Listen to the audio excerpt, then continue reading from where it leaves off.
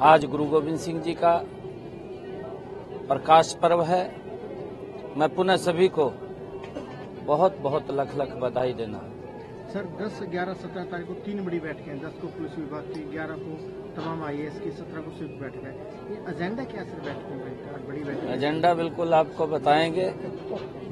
प्रदेश में तीसरी बार बड़े मैंडेट के साथ हरियाणा प्रदेश के लोगों ने भारतीय जनता पार्टी की सरकार आदरणीय नरेंद्र मोदी जी के तत्वाधान में नॉन स्टॉप बनाई है और तीव्र गति से हरियाणा प्रदेश के विकास को लेकर के सभी डीसी, सभी एसपी, क्योंकि हम सब की जवाबदेही है, हमारी जनता के प्रति जवाबदेही है। हमने ये भी निर्णय किया है कि हमारे डीसी और एसपी, हमारे अधिकारीगण महीने में एक दिन गांव में जाकर के लोगों की समस्याओं को सुनेंगे, अलग अलग गांवों के अंदर जाएंगे और उसमें हमारे सभी लोग लगेंगे और उसका समाधान वहां पर किया जाएगा। ये भी निर्णय हमने किया है और विकास की गति तेज हो, लोगों की अपेक्षाओं के ऊपर गति से सरकार उतरे, उसको लेकर के हमने अधिकारियों से बैठक बुला करके वो पूरा चर्चा के लिए कहा है। सर एक बड़ा महत्वपूर्ण सवाल है, कल राजवीर फल्टिया जो विधायक है, 4 घंटे पुलिस ने पूछताछ की। फल्टिया का कहना है कि बीजेपी के नेता राजनीति कर रहे हैं, उनके साथ कांग्रेस के कई विधायक प्रत्याशी पूछताछ में साथ गए थे। इसका क्या मैसेज है सर? कौन बीजेपी का कोई नेता न राजनीति इस मामले के ऊपर की है न करते हैं। इस मामले के ऊपर कांग्रेस के ही नेता राजनीति करते हैं। ये वो मामला क्या है क्या नहीं है हमें मालूम नहीं है। हमने कहा भी था कि हमारी सरकार का ये पूर्ण रूप से एजेंडा है कि जो हमारी बेटियां हैं, बेटियों के लिए चाहे ग्रेजुएट है, चाहे पोस्ट ग्रेजुएट है, चाहे गवर्नमेंट कॉलेज है, चाहे प्राइवेट कॉलेज है, सभी कॉलेजों के अंदर बेटियों को मुफ्त शिक्षा देने का निर्णय हमारी सरकार का है और वो निरंतर जारी है।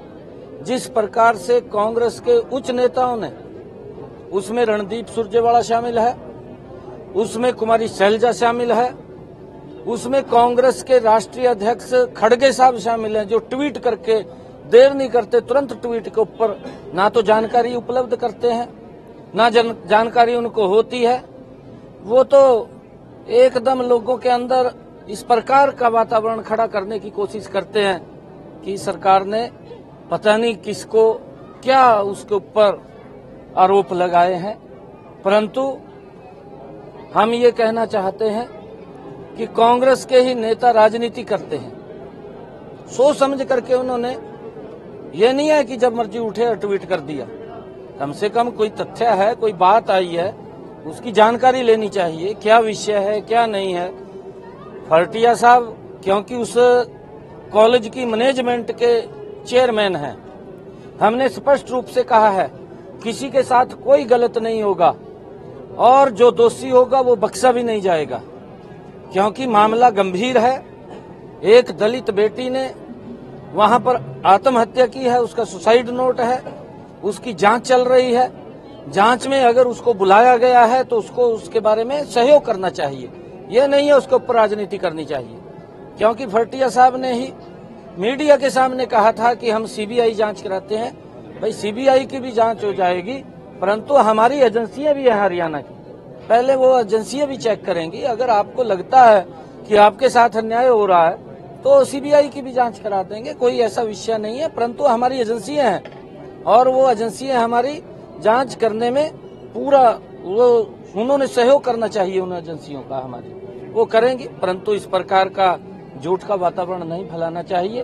कांग्रेस पार्टी हमेशा दलित विरोधी रही है और किस प्रकार से उन्होंने आवेश में आकर के सुरजेवाला साहब, शैलजा, कुमारी शैलजा और इनके जो खड़गे साहब हैं, किस प्रकार से आवेश में आकर के उन्होंने ट्वीट के ऊपर ट्वीट किया है, सरकार को बदनाम करने की कोशिश की है।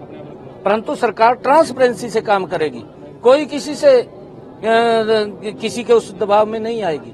जो भी कोई दोषी है उसके खिलाफ कार्रवाई होगी। सीएम साहब, अपराधियों और गैंगस्टरों के खिलाफ कार्रवाई करने के लिए आपने हरियाणा पुलिस को फ्री हैंड दिया है और पिछले दिनों कई बड़ी कार्रवाई भी हुई है, तो क्या कहना चाहेंगे ऐसे में जो अपराधियों के खिलाफ हरियाणा में कार्रवाई की कर रही है? नहीं, देखिए, अपराधियों का कोई स्थान नहीं है।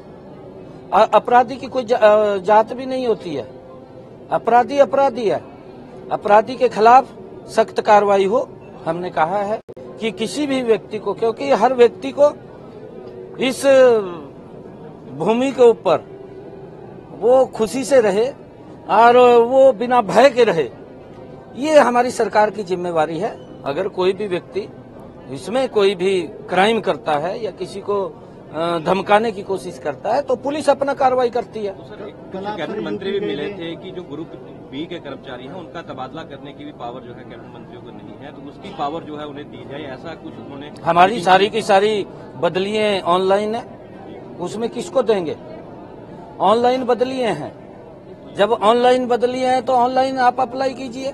अगर किसी को कोई कर्मचारी को दिक्कत है, वो एक कमेटी बनी हुई है हमारी डीसी के नेतृत्व के अंदर, वहां एप्लीकेशन दे दें। अगर कोई दिक्कत है तो उसको दुरुस्त करेंगे। ऐसा नहीं है कुछ भी।